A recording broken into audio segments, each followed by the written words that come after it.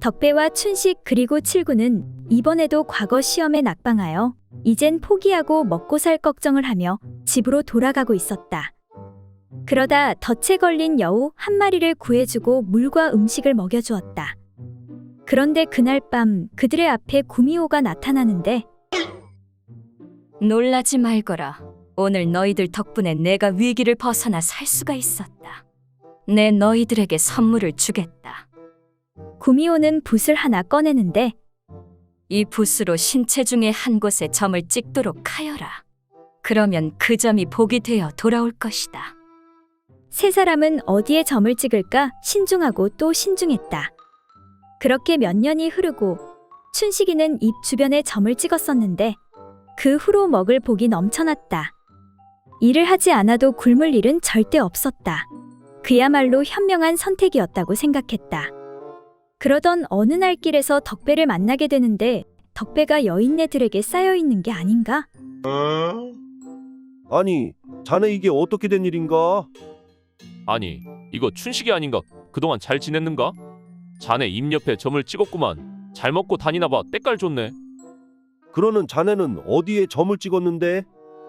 나는 아랫도리에 길고 소중한 곳에 점을 찍었네. 그 후로 아주 여복이 넘쳐나는구만. 아, 물론 여복이 넘쳐나니까 굶을 일도 없어. 하루 세끼 아주 진수성찬을 차려준다네. 춘식은 덕배의 현명함에 감탄했고 입가에 점을 찍은 일을 후회했다. 그리고 오랜만에 둘은 이런저런 이야기를 나누는데 그건 그렇고 요즘 나라가 혼란해서 말이지 걱정이야. 소문에 의하면 십상시라고 내시들이 나라를 마음대로 쥐고 흔든다던데. 그러게 말이야. 참 걱정이 이만저만 아니군. 그때 낯이 익은 한 사람이 지나가는데 아니 이게 누군가? 자네 칠구 아닌가?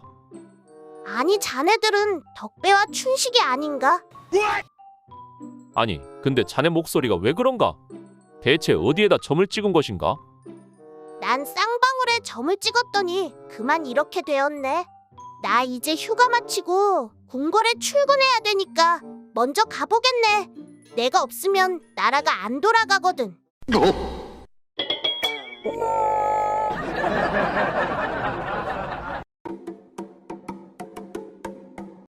옛날 어느 마을의 한 농부가 장에 갔다가 돌아오는 길에 안면이 있는 스님을 만났다. 스님, 장 보러 나오셨습니까? 그렇다네. 그런데 스님의 소매 끝에 삐죽이 나온 병꼭지가 보이는 것이었다. 아니 스님, 그거 술병이 아닙니까? 혹시 술 드시나요? 농부가 깜짝 놀라 묻자 스님은 몹시 당황해 얼버무린다는 것이 그만. 아닐세. 그러니까 그 무엇이냐. 집에 고기가 몇 점 있어서 조금 곁들이려는 걸세. 아니, 그럼 고기도 드신단 말입니까? 농부가 더욱 놀라서 물으니 스님은 또 실수했구나 싶어 얼른 둘러대는데 그게 아니라 절에 손님이 와 계시지 않겠나? 그러니 손님 대접까지 안 할 수 없지 않은가? 그렇군요. 어떤 손님이신지 귀하신 분인가 보군요. 한 굽이 넘긴 스님은 안심하며 귀하다마다 오랜만에 장인어른이 오시지 않았겠나? 깜짝 놀란 농부가 다시 물었다. 아니, 방금 장인이라고 하셨습니까? 스님은 그제야 아차했는지 말꼬리를 슬쩍 돌리는데 아니 그러니까 그게 아니라 절에 좀 시끄러운 일이 있어서 아는 분이 찾아왔다네. 아, 그랬군요. 산속에 있는 절에도 시끄러운 일이 있다니 도대체 무슨 일인가요? 골치 아픈 일이라네. 글쎄 마누라하고 첩이 대판 싸움이 붙었지 뭔가. 그래서 그걸 좀 말려달라고 장인을 모셨다네. 그 말을 들은 농부가 몹시 화를 내며 말했다. 아니, 어찌 출가한 스님이 술과 고기를 먹고 아내와 첩까지 거느리고 있단 말입니까? 내 관가의 이야기에서 당장 승려가증을 거두어 버리도록 해야겠습니다. 그 말을 들은 스님이 슬픈 표정으로 말했다. 그리 안 해도 된다네. 내 작년에 도둑질하다 들키어 이미 허가증을 반납했다네.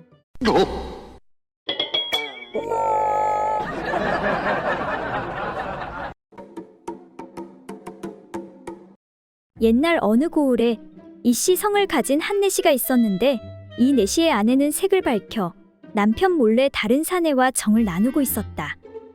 그런데 그것이 탄로 날까 두려워하여 미리 남편인 내시에게 말하기를 남들이 말하는데 아기를 가지게 될 때에는 부부간의 사랑이 보통 때보다 갑절이나 더 하다고 합니다. 제가 요즘 당신을 사랑하는 마음이 갑절이나 늘었으니 생각건데 혹시 아기를 가지지 않을까 합니다.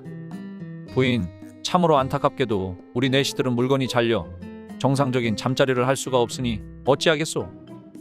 이에 아내가 말하길 여보, 제가 어찌 그것을 모르겠습니까?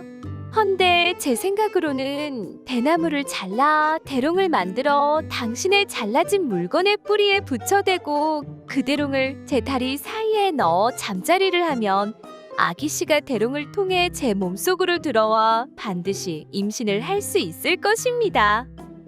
내시는 아내의 말이 그럴듯하여 매일 밤 아내의 말대로 실천하였다.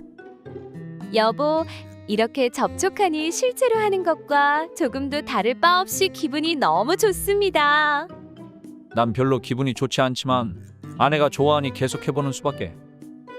그리고 한 달쯤 지나 아내가 말하길 여보, 제가 정말로 임신을 하였습니다.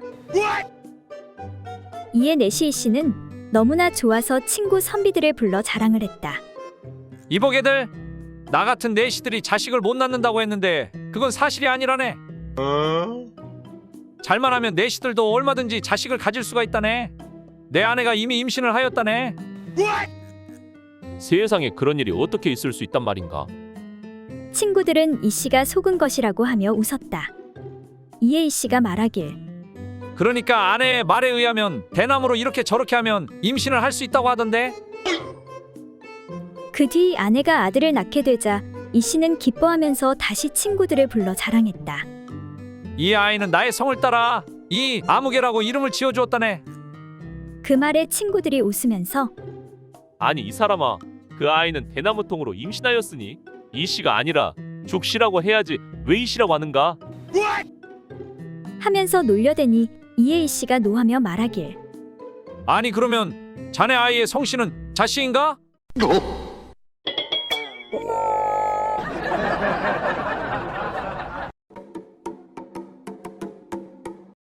옛날 어느 마을에 짓궂은 한 사내가 있었다.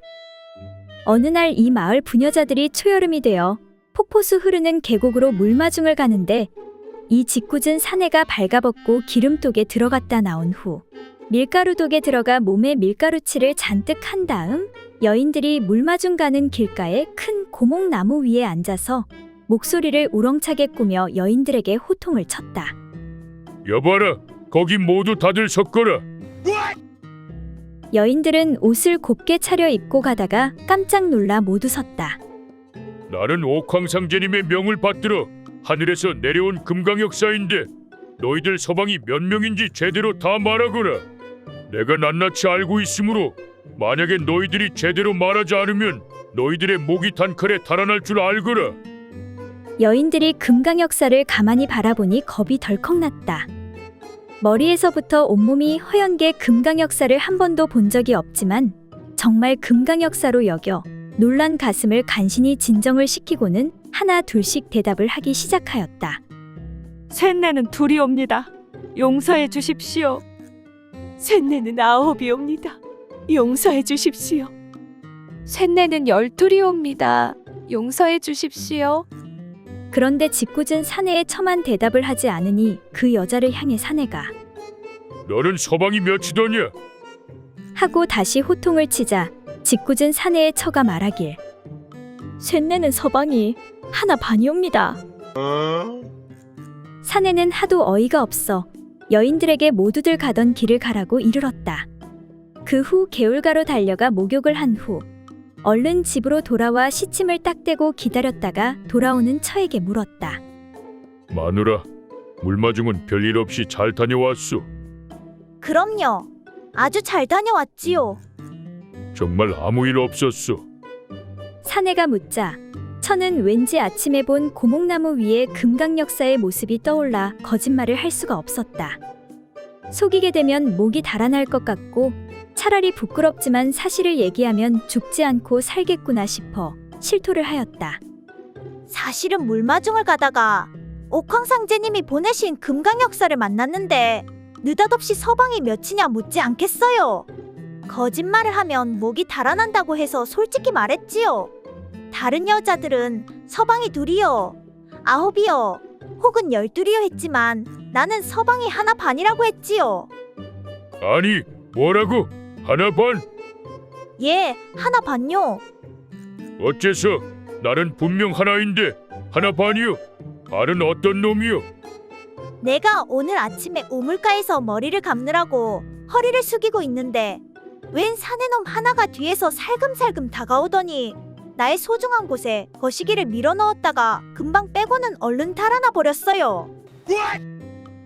이 말을 들은 사내는 깜짝 놀랐다. 자기 처에게 그 짓을 한 자는 바로 사내 자신이었던 것이다. 그렇다면 둘이지. 어찌 1반이요? 이에 사내의 처가 다시 말하길. 어떤 놈인지는 모르겠지만 그놈 거시기가 너무 작아서 그놈은 반쪽 서방이 아니겠어요. 이 말을 들은 사내는 아무 말도 할 수가 없었다.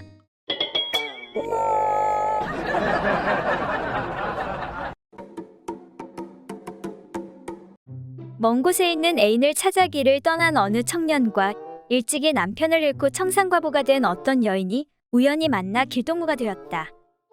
어느덧 두 사람의 발길은 사람들의 마을로부터 멀어져 산길로 접어들고 있었다.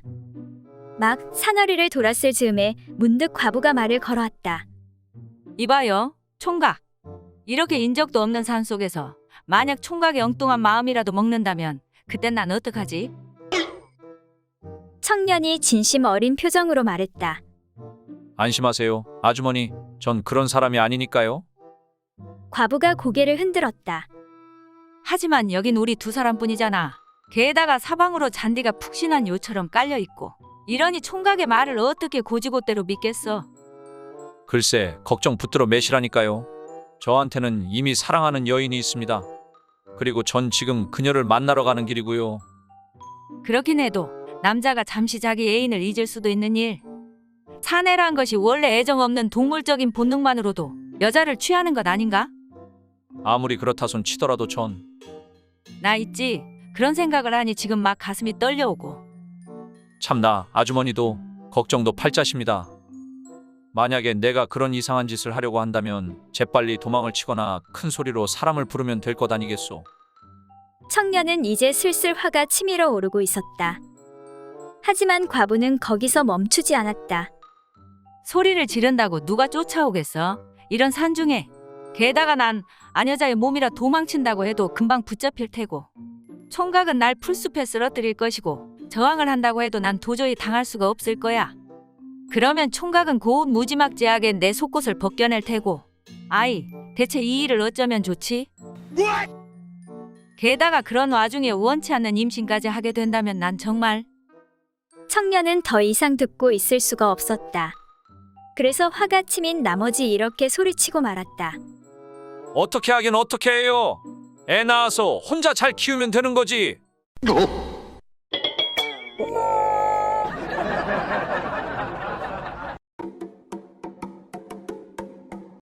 옛날 어느 마을에 자색이 고운 한 여인이 있었는데 시집간 지 얼마 안 돼 남편이 먼저 죽어 일찍 과부가 되었다. 과부는 때때로 남편의 무덤에 가서 통곡을 하며 괴로운 마음을 가누지 못하였다. 그런데 그때 이목구비가 수려한 한 선비가 그 앞을 지나가고 있었다. 그러다 갑자기 곡절도 묻지 않고 다짜고짜 그 앞에 앉아 목 놓아 통곡을 하는 것이었다. 아이고, 아이고.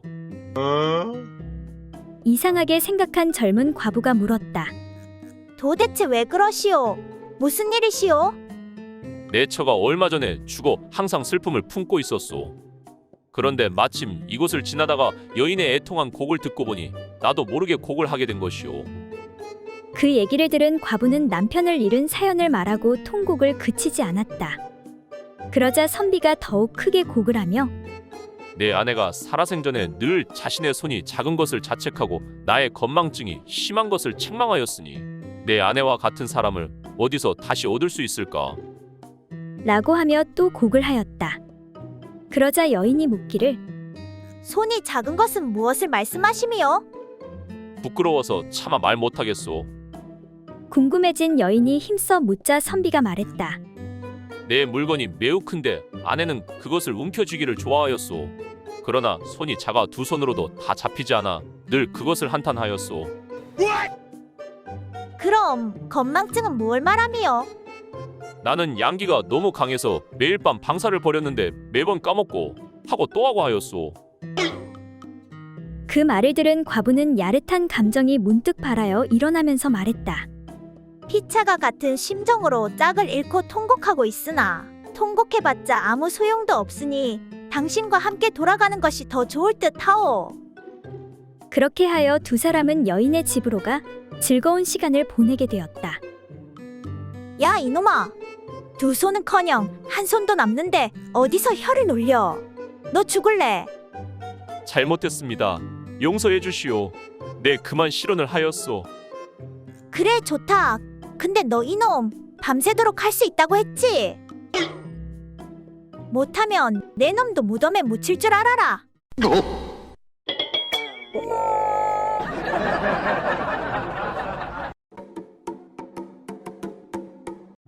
옛날 어느 마을에 여자를 한 번도 접해보지 못한 순진하고 어리숙한 사내가 장가를 가게 되었다.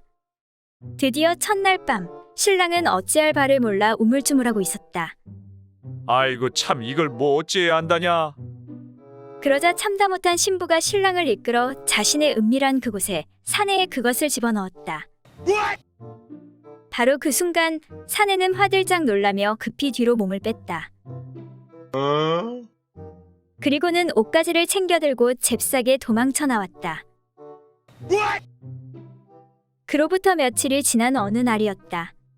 사내가 조심스럽게 자기 집 근처에 나타나서 이웃집 할머니를 붙잡고 물었다. 할머니, 이 집 색시가 아랫배를 찔려 구멍이 난 모양인데 혹시 아직 살아있나요?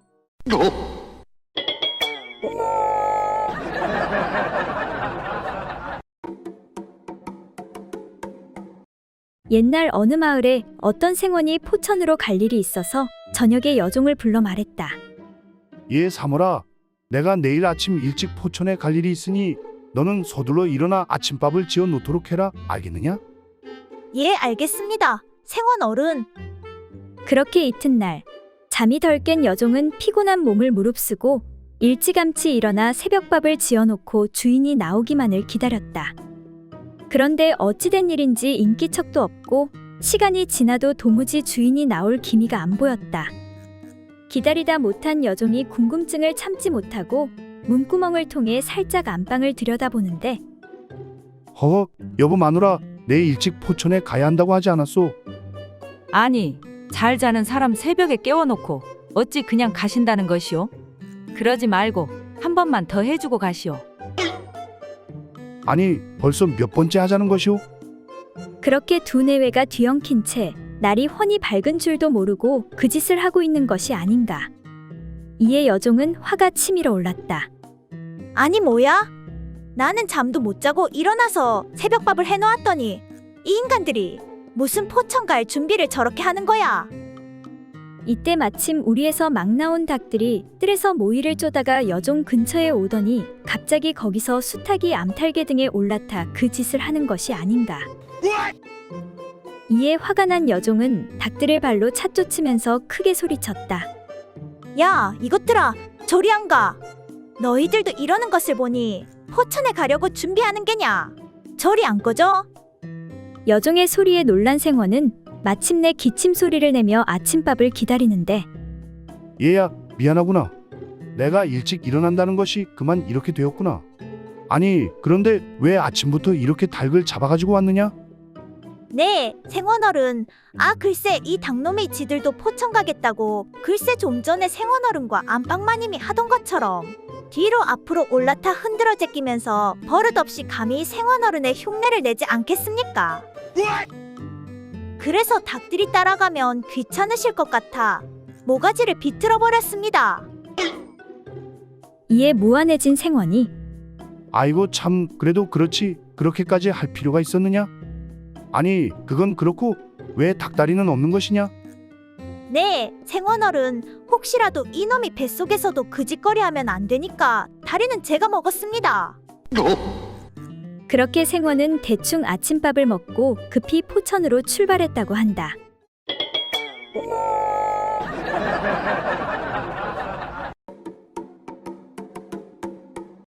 판서댁 마님이 하루는 배가 남산만하게 부풀어 오른 자기 몸종을 불러 앉혀놓고 전에 없던 엄격한 어조로 꾸짖었다.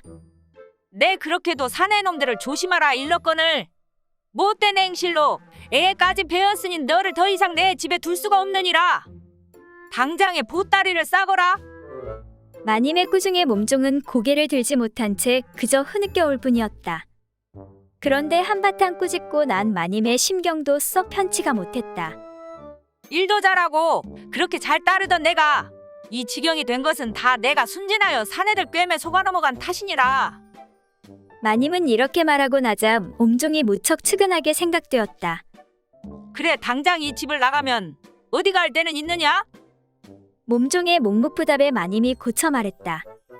이 집을 나가기 싫거든. 너를 이 꼴로 만든 그 작자가 누군지 어디 이름이나 한번 대봐라. 순간 몸종의 안색이 파랗게 질렸다. 마님, 그것만은. 대답 못한다는 이 말이렸다. 좋다. 어느 쪽을 택하든 그놈을 대던가 아니면 보따리를 싸던가. 마님, 정말입니다. 그것만은 말씀드릴 수가 없습니다요. 누구의 아이인지는 정말 저도 모르는걸요. 당차는 소리. 너를 이 꼴로 만든 그놈을 모른다고? 그게 말이 되느냐? 누구냐? 삼식이 놈이냐?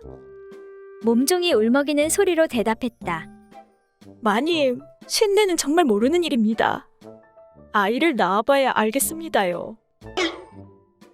마님의 언성이 다시 높아졌다. 아니, 요한큼한 것이 그래도 나를 속이려고. 그게 아닙니다. 마님, 당장에 밝히래도. 마님의 추궁에 몸종이 하는 수 없다는 듯 입을 열었다. 만약 아기가 앞으로 나오면 도련님 아기고 뒤로 나오면 대감님 아기일 것입니다.